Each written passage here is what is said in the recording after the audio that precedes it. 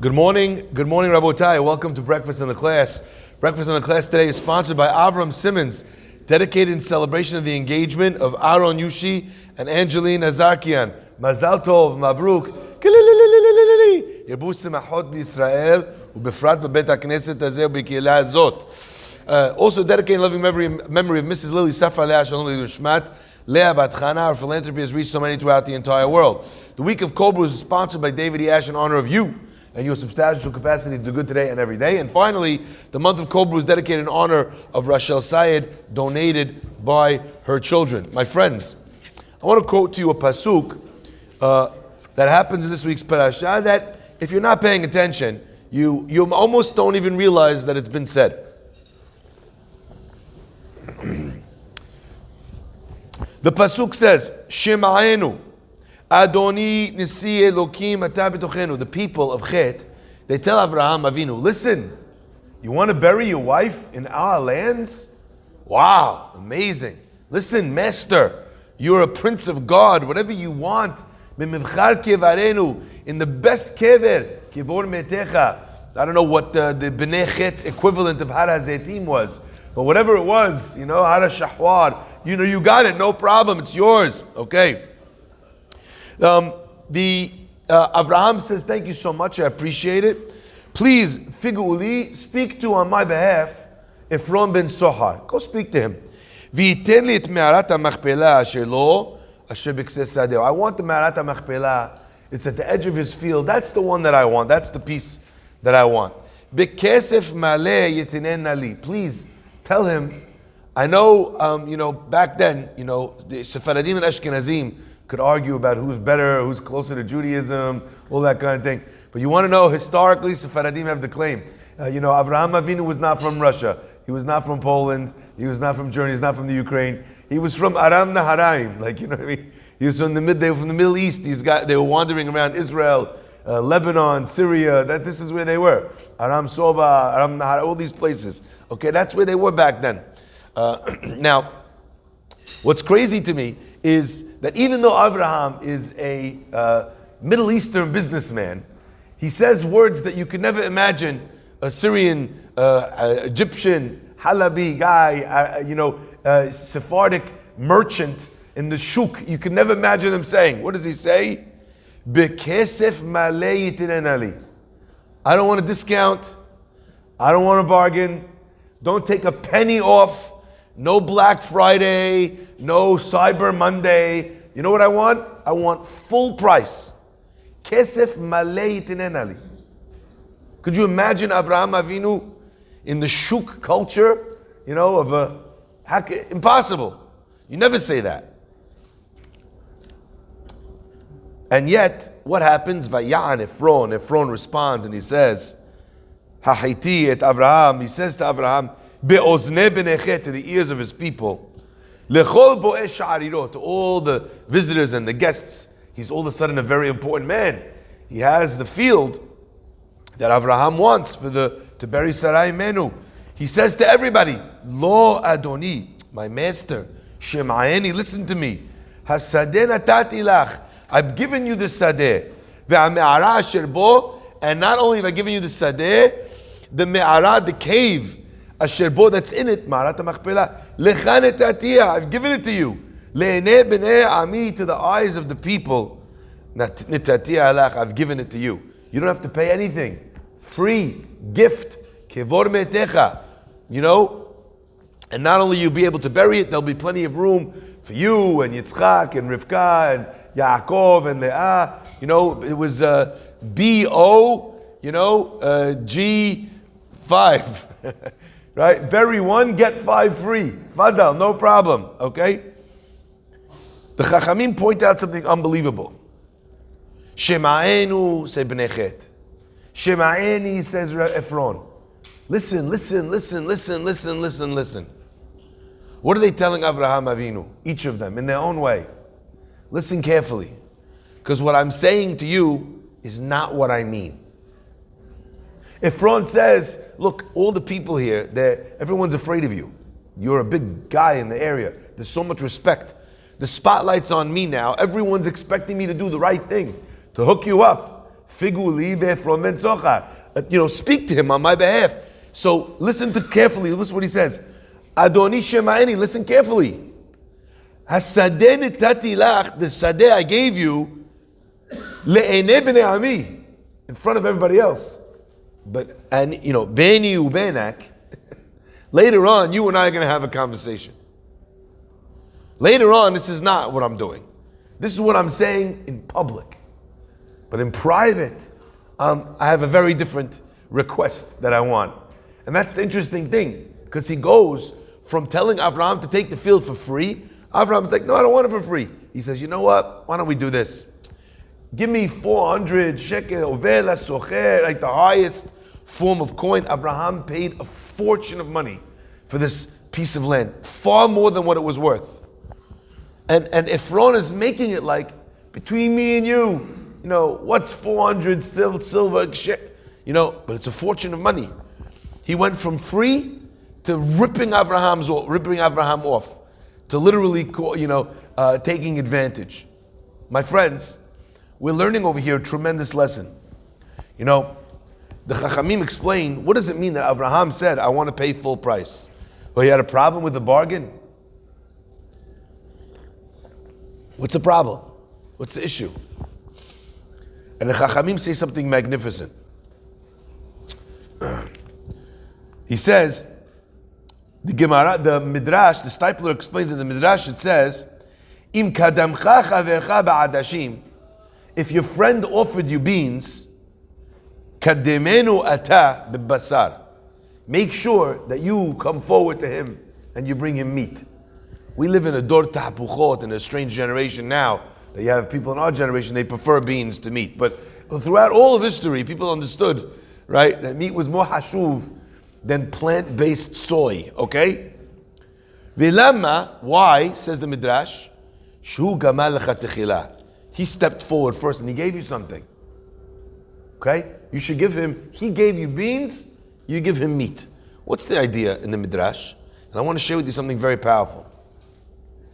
There was once a rabbi, guy walks up to him, when he was a young man, sharp, very sharp mind, slaps him across the face, unwarranted. He runs after him, he slaps him twice across the face, the rabbi. So his father asked him, this young prodigy, he asked him, why'd you slap him twice? He says, once I slapped him because he slapped me. And once I slapped him because he started up with me. For me to slap him is not even, I didn't ask to be slapped. So I got to pay him double. If that's true in a negative sense, right? If someone punches you, you punch them back. Now you're even? I didn't ask to be punched. I hit him again, now we're even. How much more so is that true when it comes to paying back in a good way? If someone comes and does you a favor before you've done anything for them, you return the favor, now you equal? Of course not. Your returned favor happened after he did you a favor. What you did was not be nice to someone who was already nice to you. What he did was be nice to someone who had never been nice to him. How could those two things be compared? So says the Midrash, if someone comes to you and they give you beans, you don't owe them beans back. What do you owe them? Meat. But the Chachamim explain that the Midrash is not saying that in this instance with regards to Efron. Why? Because when it comes to a Rasha, said the Rabbi, said the Rav Chaim Kanievsky, Rav Chaim's father, his name was Rav Yaakov Kanievsky, wrote the Kehilot Yaakov. He says, Im hanotenu adam ra, if the person who gave you is not a good guy, listen to this, and some of you will remember. Kol hachaim hu yivakesh me'amikabel sheyachzir lo avor hatova she'asa lo. Your whole life, he's going to come back to you and tell you, remember what I did for you? Now I want this, I want that. He's going to demand special treatment, honor for the good that he did you. For the rest of your life, you're going to be paying for this favor. So therefore, when it comes to Efron wants to give you a favor? No. Kesef maleh. I know if you give me a 3% discount, you're going to tell everyone. Like it says later on with the story of Sodom. Avraham goes in the war of Sodom. Sodom loses everything, right? Sodom is part of the 5 kings. The 5 kings lose in a war to the 4 kings. Abraham's cousin Lot happens to be amongst the people that gets captured. So he goes to war with the 4 kings, defeats the 4 kings. Now he has all the spoils, all the booty, all the capture, all the captives. The king of Sodom comes and he says, you know what, keep the money. Could you just give me back my people? Avraham says, take your people, take your money. I don't want anything. Why? Shelo Toma, that you shouldn't say, Anochi he'esharti et Avraham. I made Avraham rich. My friends, that's the nature of people, especially if they're not good people. The king of Sodom made Avraham rich. You lost the war. Avraham came, won the war against people who took this from you already. In what way did you contribute a dime to Avraham? Nothing. It's not yours. I took it from the 4 kings. But Avraham understood the nature of wicked, self-absorbed people. Everything's about them. Even if something's not about them, it's about them. You're having a conversation, every time the guy is telling you, whatever you have, whatever you do, I did better. Oh, it reminds me of constantly bringing the conversation back to me, to making it about me. Understand? Avraham understands that the king of Sodom, even if he didn't lift a finger, he's going to claim that all the riches of Avraham, I made Avraham rich. My friends, so Avraham tells Efron, Kesef maleh, don't give me 1 cent off. There's a great line from the Brisker Rav. He used to say, sometimes the cheapest payment is with money. You know, a guy gives you a little something, helps you out, you know, for the rest of your life you owe him. Sometimes the cheapest payment is with money. You paid it off, chalas, you didn't do me anything. You didn't do me any favors. My friends, when dealing with an Efron, you have to realize this concept. When dealing with Efron, you have to realize that what he says is not what he means. You have to realize if he does you a favor, it's very expensive. Ultimately, he comes back, he uses it against you for the rest of your life. All the time, what are they calling Avraham? Adoni, my master. I have a dear friend here with me today. His name is Miguel. Miguel always used to joke around. When someone wants something for you, they just go, oh wow, Ata Gadol, you're so big. Chatich, you're so beautiful. Blondini, you're blonde. Right? Gadol, so whatever we would joke around. People like this, that you can't take them at their word. What's the code word? Gadol, Chatich, Blondini, right? Adoni, Adoni, Adoni, Adoni, Adoni, 400 shekel of silver. That's the nature of a person who is that way. But the Torah actually asks of us to be echad bapeh ve'echad balev, to be one in the mouth and one in the heart, so that everything that I am is the same. I think some people, maybe they don't speak Hebrew so well. So instead of saying echad bapeh ve'echad balev, they take certain words from the tefillah of the high holidays, and that's the words they live by.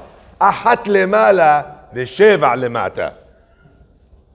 They say one thing, they mean 7 other things down here. Okay, those are the words they take from the prayers of Yom Kippur. How are they going to lie? How are they going to sketch? How are they going to...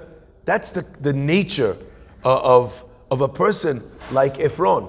And my friends, the challenge is, oftentimes, is that we identify certain characters in the Sefer, in the Torah, who are extreme versions of something. And you think to yourself, I don't need to protect myself from being that. Because you know what? This is what, guys, Rasha Gamur. You look at Lavan, you look at Esav, you look at Bil'am, you look at Paro. These are like the extreme versions of the bad midot they represent. So you think to yourself, what I have, it's not me. But ultimately, actually, all of these characters are in the Torah to be able to teach us how to behave. The Gemara tells us about a certain rabbi who was in the middle of his tefillot, and a man comes to him and he asks him how much would he sell a certain object in his store. And the rabbi's in the middle of praying. What's the halakha when you're praying? You can't respond. So the guy offers 500. Rabbi's praise. The guy thinks, oh, to 500, he didn't even look up from his book. He goes, okay, you drive a hard bargain. 1,000. The rabbi's praying, right? He goes, okay, if not, okay, you know what, you got me. I see you know the value of your goods. 1,500.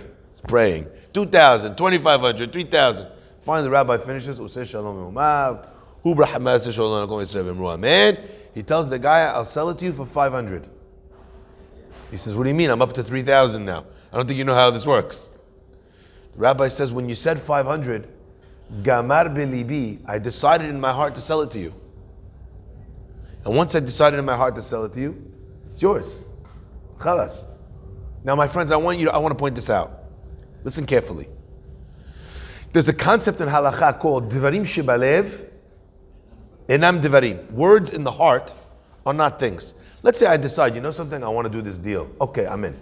Someone says, you want to pay $500? Yeah, I'll buy it, $500. I don't say anything, I just think it. Do thoughts obligate me? No, they don't. Divarim Shibalev, Enam Divarim. They don't obligate you. The fact that Gamar Belibo, that I decided in my heart to do something, does that obligate me? No. But my friends, listen carefully. Not everything that is not the halakha, not everything that you're patur from doing, not everything that is mutar, that you're allowed to do, leaves you without a blemish. If you say something and you go back on your word, the halakha is until you acquire, you make a kinyan on something, it's dvarim sheba'alma. I say, okay, you know what, I'm going to sell it to you. But we didn't make a kinyan, we didn't shake hands, no shvuah chamura, nothing. I say to you, in talking, okay, I'm going to sell it to you. Do those words obligate me? No. But even if the words don't obligate me, what did I just do? Lo yachel devaro. I made my words chulin. I made them profane. I made them cheap. Because I say I'm going to do something, and then I don't do it. My friends, if you think in your heart to do something, and then you don't follow through, what did you do? You will yachel, not devaro, but levavo. And here's the interesting thing. If your words are clear, if your words are honest, if every time you say something, it means something, then when you pray to Borei Olam, the words that came out of your mouth, the blessings that you give, the prayers that you make, HaKadosh Baruch Hu says, this person, he considers every word that comes out of his mouth emet. I will make sure that the words that he said are emet. But if your words mean nothing to you, so Borei Olam says, he prayed a lot of words, but what do words mean to him? Nothing. At the end of our tefillah, we say, Yiyu l'ratzon imrefi, may the words of my mouth be for ratzon, Vehegyon libi, and the inner workings, the thoughts, the emotions that are in my heart should also come before you. You know what people don't realize? When you're praying and you're saying the words, you don't realize how much of your tefillah lives in the world of machshava, of thoughts. Because you're saying, Ifa'enu Hashem v'nerafeh. Who are you thinking of? Your grandma. Barechenu Hashem, please, got to get that deal. You're thinking about the meeting that you have with the boss, the building, this, the house you're trying to buy, right? So the text of the Siddur remains largely unchanged. What do we bring to the tefillah? Our kavanah, our kavanot, our thoughts. Like the Gemara says, tefillah beli kavanah, a prayer without intention, thoughts, keguf, beli neshama, like a body without a soul. So we have to ask God to listen. Imrefi ve'egyon libi lifanecha. Amonai tzuri v'goali. We ask Hashem to take into account our words and also egyon libi.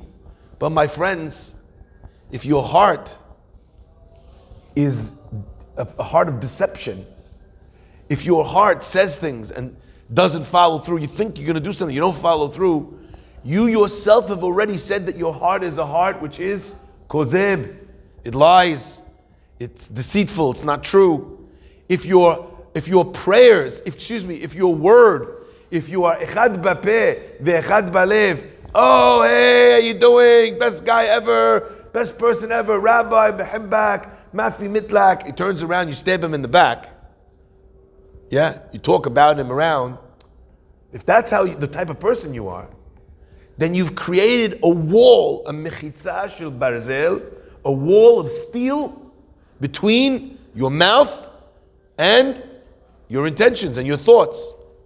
So then when you come to Borei Olam, Yud Ratzon and Refi, Ve'egion Mifanecha, there's no pathway for your thoughts to be connected to your words. Because there's a wall of iron that you've erected in between those two things by being echad bapeh ve'echad balev. My friends, we learn tremendous lessons from each of these perashiyot. We would do well to pay attention and to bring them home into our hearts and learn and grow from them each and every day. Baruch Adonai Le'olam. Amen.